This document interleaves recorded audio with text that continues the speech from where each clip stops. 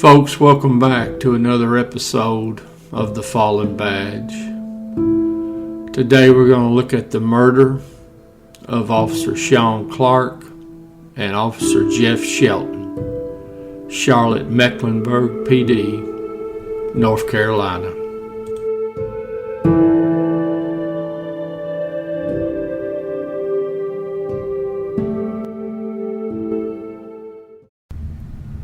Officer Sean Clark was an Air Force veteran. Now, he'd been with Charlotte Mecklenburg Police for right at a year. Now, he had a 2-year-old son and his wife was expecting their second child. Now, Officer Shelton, he'd been with Mecklenburg Police Department for 6 years. Now, he had a wife.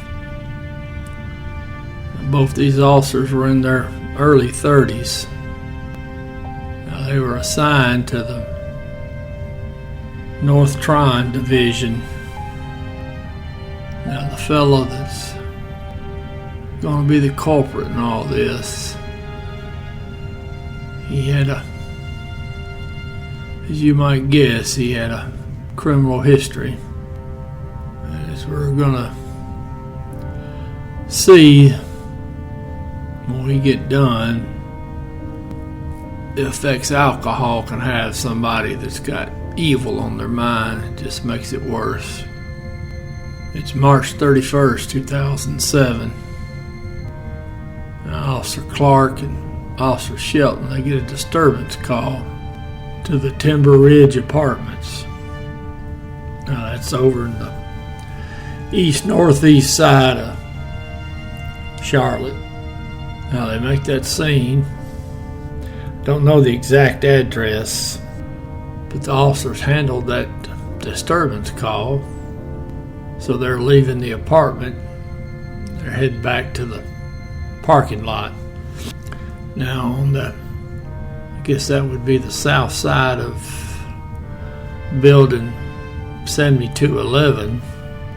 The officers come in contact with the suspect. Now, the suspect, he lives in an apartment 7217, which is just a short walk away from where the officers are now.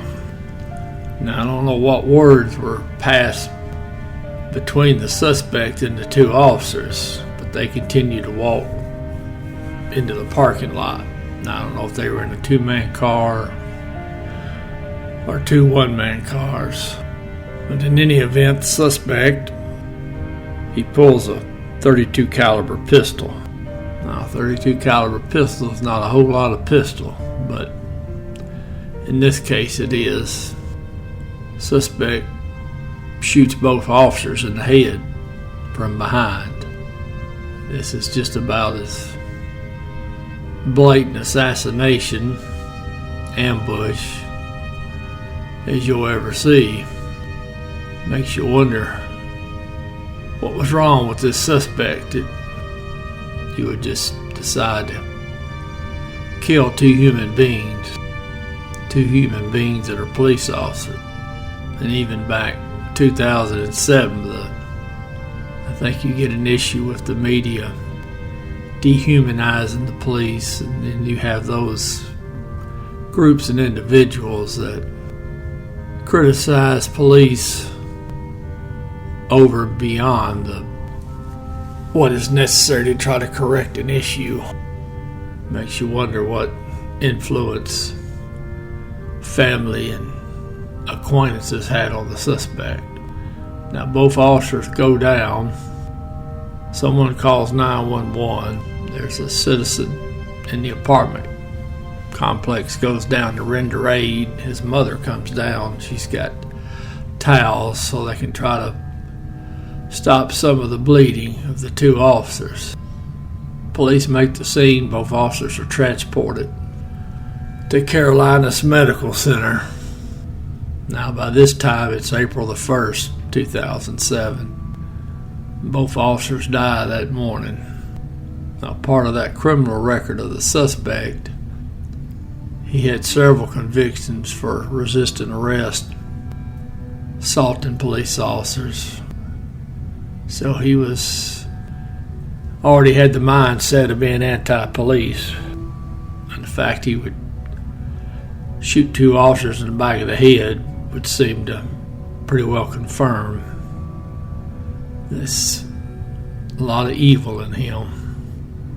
Now, the ME would say later in court that Officer Shelton, his particular wound, bullet entered from the right side of the neck and exited out the left side of the head.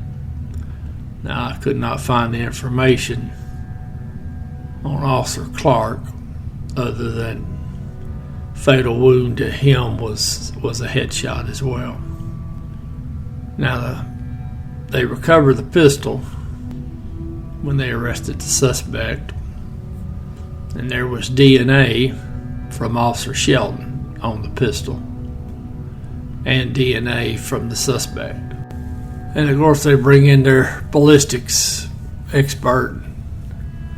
He confirms that the gun recovered from the suspect was the one used to kill the officers.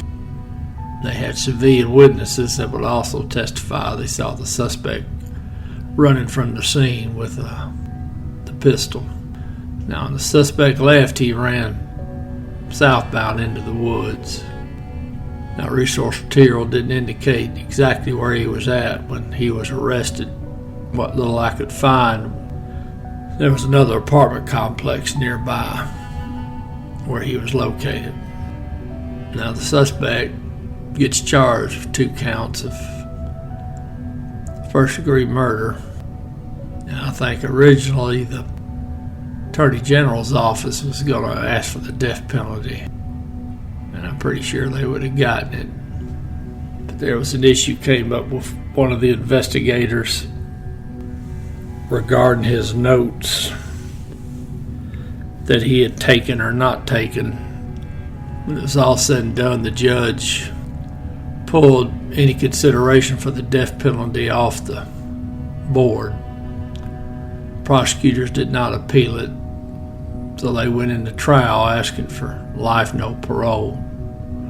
Now, the jury did find the suspect guilty, and the suspect should spend the rest of his life in prison. Now, it's interesting on this case that North Carolina's correctional institutes, at some point, they moved the suspect from a maximum security prison to a medium security prison.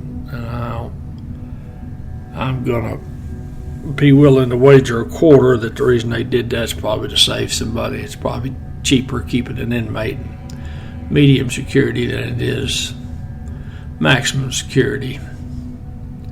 But obviously, corrections didn't tell anybody. They had the families and police department and whatnot all had to find out on the sly from somebody else.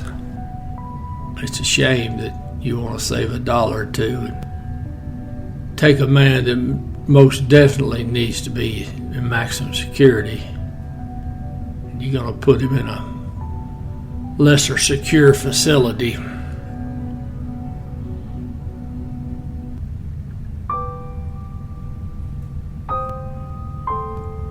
Officer Sean Robert Clark,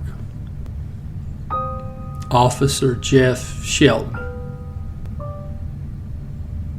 End of watch, April 1st, 2007.